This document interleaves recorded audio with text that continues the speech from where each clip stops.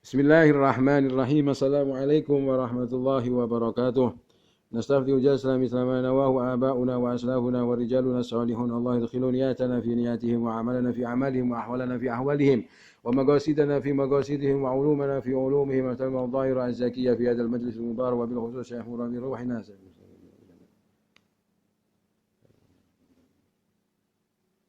Al-Fatihah. أعوذ بالله من الشيطان الرجيم بسم الله الرحمن الرحيم الحمد لله رب العالمين الرحمن الرحيم مالك يوم الدين إياك نعبد وإياك نستعين اهدنا الصراط المستقيم صراط الذين أنعمت عليهم غير المغضوب عليهم ولا الضالين آمين الحمد لله رب العالمين وبه نستعين على أمور الدنيا والدين وعلى آله وصحبه أجمعين سبحانك لا علم لنا إلا ما علمتنا إنك أنت العليم الحكيم Rabbi israh li sadri wa yassir li amri wa hlul 'uqdatam min lisani yafqahu qawli. Allahumma shalli ala sayyidina Muhammadin abdika wa nabiyyika wa rasulika an-nabiyil ummi wa ala alihi wa sahbihi wa sallim taslima bi qadri Allahumati dzatika fi kulli waqtin wa hin.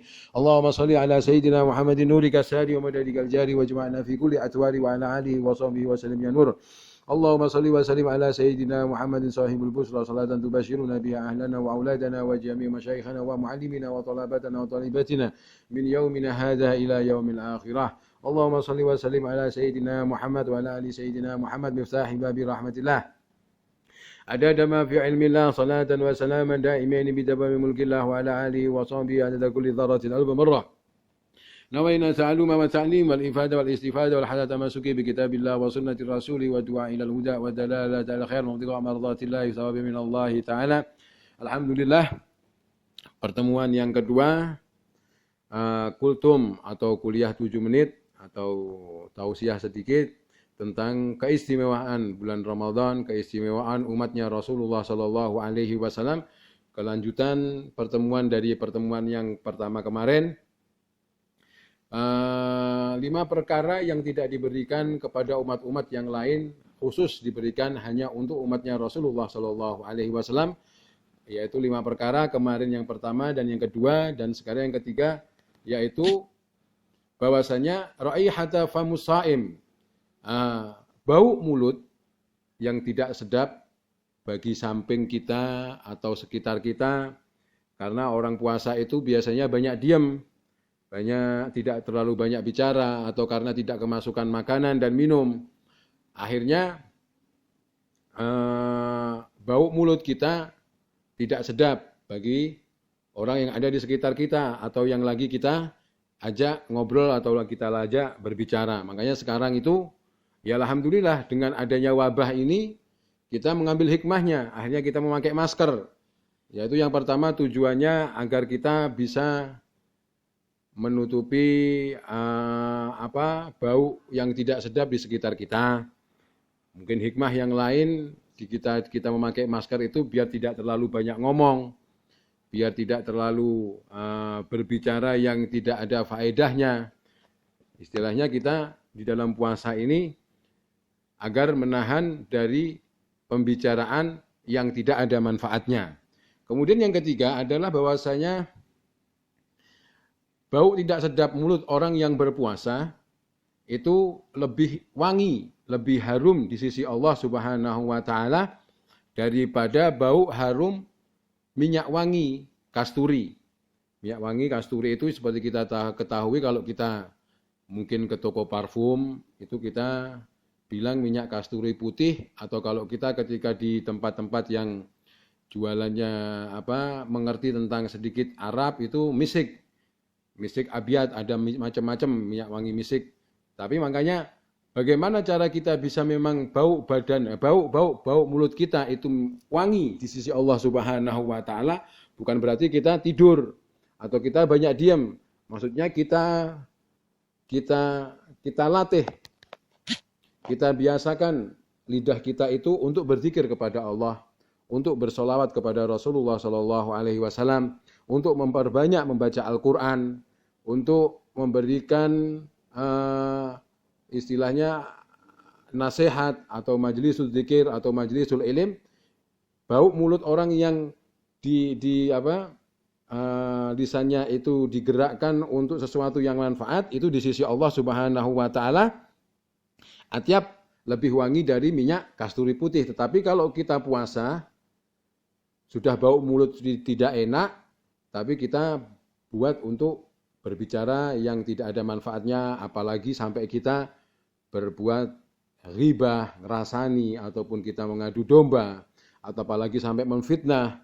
Secara syariatnya mungkin kita tidak batal puasa kita, tetapi percuma, kita tidak mendapatkan pahala, kita tidak mendapatkan rahmatnya Allah, kita tidak mendapatkan pandangan dari Allah Subhanahu wa taala, kita tidak melaksanakan sunnahnya Rasulullah Shallallahu alaihi wasallam.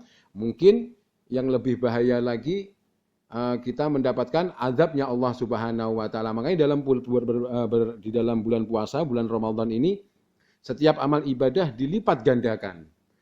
Berarti kalau setiap amal ibadah yang baik dilipat gandakan, begitu juga amal perbuatan yang tidak baik, maksiat, akan dilipat gandakan oleh Allah Subhanahu wa taala. Rahmatnya, maghfirahnya Allah dilipat gandakan.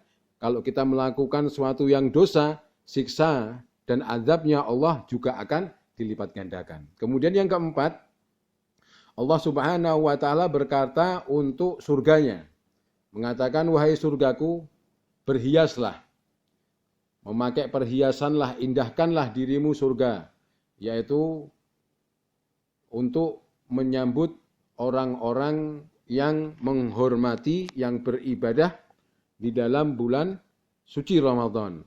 Makanya Allah Subhanahu wa Rasulullah Shallallahu alaihi wasallam bersabda, man shoma imanan wahtisaban, barang siapa yang berpuasa imanan, yaitu secara tasdik, meyakini bahwasanya di dalam bulan Ramadan ini banyak pahala sekali, banyak dilipat gandakan amal ibadah. Kita yakin kita mendapatkan pahala tersebut.